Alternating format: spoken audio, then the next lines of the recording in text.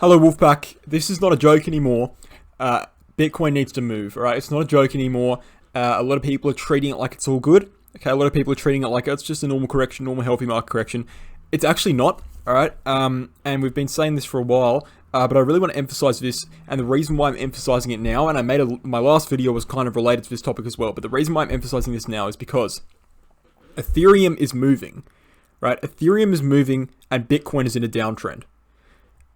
I think that a lot of people don't realize how bad that is, right? That is a terrible, terrible thing to see, right? It's great for the short term because what it actually indicates, it indicates that the money in the money cycle flow, right? Market cycle flow is moving from Bitcoin into Ethereum. The natural chain is it moves from Bitcoin into Ethereum, into altcoins, and then back into fiat. And when it moves into fiat, we see a bear market typically, or at least a bearish phase in the market. Okay, so what happened here in May, for example? Okay, so we saw a Bitcoin top in April. Okay, we had a drop down, we had a dead cat bounce in May.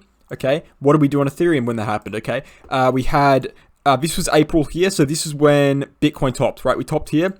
Ethereum was at 2,500. Right, while Bitcoin was chilling out, right, doing nothing in May and just hanging around below its all-time high, Ethereum pumped from 2,500 USD all the way to 4,400 USD, almost doubling. In that time period, altcoins went crazy, right? And then the money flowed into fiat. We had a massive market correction, 60%. All altcoins dropped 80%. Okay, Bitcoin crashed. 3 months we didn't recover. So the reason why this is so detrimental, the reason why this is so important is because we don't want to repeat that. That happens every time. It's not a one-off occurrence. We could scroll back and show you much more, right? Every single altcoin season is an indicator that, you know, not necessarily we're going to see a bear market, but at least we're going to see a bearish phase in the market, right? That was a 3-month period where we moved sideways. So if we do see an altcoin season now, if we see Bitcoin continue to just slack around and just do nothing, right? And we see Ethereum continue to pump, that's going to be an altcoin season. And yes, an altcoin season's, you know, a good thing for short-term profits, but I would say it's not really going to be that good. You remember the May altcoin season? Yes, it was pretty nice, but it wasn't massive, right? It wasn't like what we saw in 2017 where everything collectively 5 to 10x, right? We saw like 2 to 3x's across the board, and then it was over within like 2 weeks, okay? We need to be seeing Bitcoin move much, much higher, right? Into, you know, the high at least a little bit up to 100k region.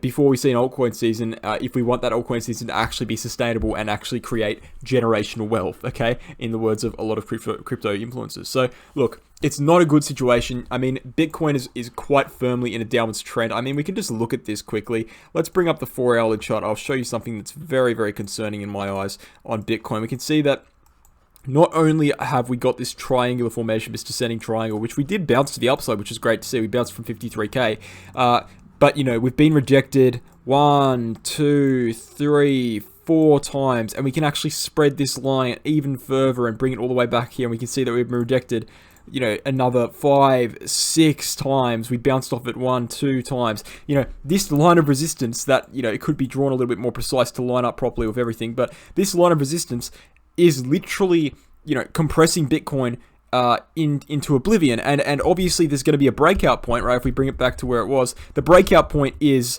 well, I don't expect it would last longer than this week, okay? So I think that, well, let's see how long we have in the weekly candle here. We have 5 days. I think that within the next 5 days, we're going to be breaking. You know, whether it's to the upside or downside, that's a question, but I don't see us compressing for much longer. I'm fully serious. If that break is not to the upside, and if that break does not take us above 61.1k, which is our POC, okay? If that break does not take us about 61.3k, sorry, we're in serious trouble here. And not in the short term. The short term is going to be great. Everything's going to be going to the moon. But on a longer term scale, we're in big trouble, okay? Because that would not only ruin the market cycle in general and all of the cyclical theory, it would also ruin the chances for an actual good altcoin season, right? Not just another, you know, worse version of May where things just go 2x and then it kind of just goes down for 3 years. Okay, we don't want to see that. We don't want to see that. So look, this is why I'm concerned. Bitcoin's quite clearly in this downwards trend. Ethereum's actually broken to the upside, right? We'll bring up the 4-hourly chart on Ethereum here. We can see that while Bitcoin's doing literally nothing, Ethereum has not only broken to the upside, okay, it has come back down, it has retested an uptrending channel for support twice, double bottomed on the channel, and moved strongly to the upside, and broken above a triangular formation that has been forming since late October. So, while Bitcoin's doing this, Ethereum's breaking to the upside and it's pushing on new all-time highs. I can't stress, and I think people need to start taking this seriously. I can't stress how important it is that Bitcoin breaks to the upside. I'm not saying it's not going to do it. I think it will. Okay, I think it will. But there's not many reassuring signs right now, other than the fact that we're at major support. Okay, we can see that on the 4-hourly chart. Well, what have we got here? We've got bearish divergence on the 4-hourly chart, which is a terrible sign, okay? We've got on the 1-hourly chart, every time we come up and test this triangle, we're seeing more extensive bearish divergence each time, which is, again, a terrible sign. We failed to close anything other than a 1-hourly candle over the triangle. The monthly chart doesn't look too hot. We can read out the monthly chart. It looks okay, I guess, but, the fact is, well, I suppose it looks okay, right? We've quite clearly tested or wicked down to 53k on it and bounced up a little bit. But it is ultimately, I'm not going to say it's a doji candle, but it does look kind of like a doji candle, right? And what did we see? We saw a doji candle here in April, and that led to a downtrend. So I wouldn't say it's a doji candle yet, but it definitely doesn't look too good, right? It doesn't look excellent. And especially given the fact that, November is typically the most bullish month for Bitcoin historically. I don't think I'm going to be able to find a red November here. Let's look. I might be able to, but green November in 2012, so that's a tick. We had a green November in 2013, a massive green one, that's a tick. We had a green November in 2015. We had a green November in 2016. Green November in 2017. I mean, it's quite clear that November is a very good month for Bitcoin and Ethereum. We had a red November in 2018. Okay, that was a bear market though. We had a green November in well, that was a red one as well. Maybe I'm being a little bit dramatic here, but the point is, if you look at, there we go, there's another green one there, and this is a red one as well. So if you look at the overall trend, and I know this isn't massively compelling evidence or whatever, but the point is, we've got 6 green Novembers versus 3 red ones, and adjusted for returns, okay? So if you're taking into account returns in November, and you can look at a lot of charts that say this, November is typically, on average, the most bullish month for Bitcoin in history, right? Out of the ever since it's been alive, right? Ever since 2009, or whenever the chart started, 2011, I think, right? So November is typically the most bullish month, and that we've seen a red month in November in a bull trend, in a bull market, is very interesting, because even in a bull market, it's the most bullish month. It's surprising.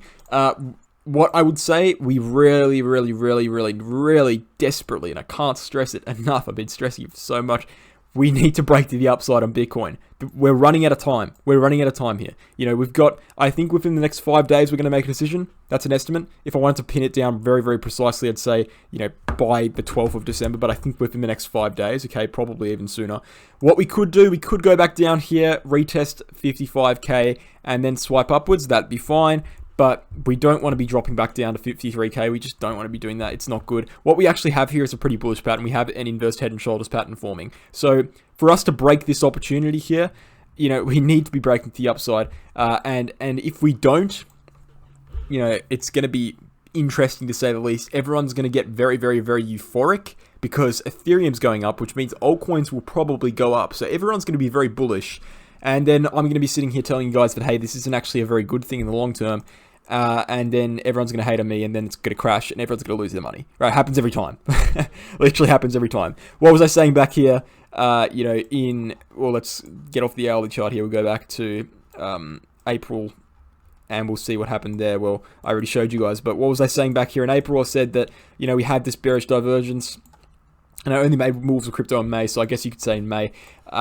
We had this bearish divergence that I'm not going to bring up right now, but we had basically the higher highs were getting very unconvincing, and when we dropped down here and made a lower low, I was saying, okay, this looks terrible. I saw Ethereum starting to pump here, and this is when I made moves with crypto. I saw Ethereum starting to bounce, and I said, guys, we're going to see a very, very bullish month, but we're going to be seeing, a pretty hardcore downtrend after this, because this is an altcoin season, and as money cycle flows through cryptocurrency, it's very, very linear. It's very simple, right? Bitcoin, Ethereum, altcoins, fiat. Okay, we had Bitcoin here, Ethereum in this whole region, and altcoins in this whole region, and then fiat down here. Everyone took profits, and then it restarted, and Bitcoin again, and we pumped up, right? It happens every single time.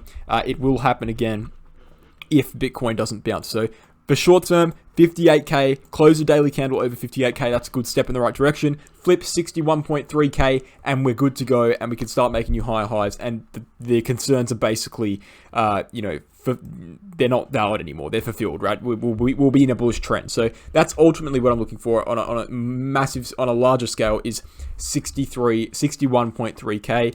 And I'll be keeping an eye on it, guys. I hope you enjoyed. I'll catch you in the next one.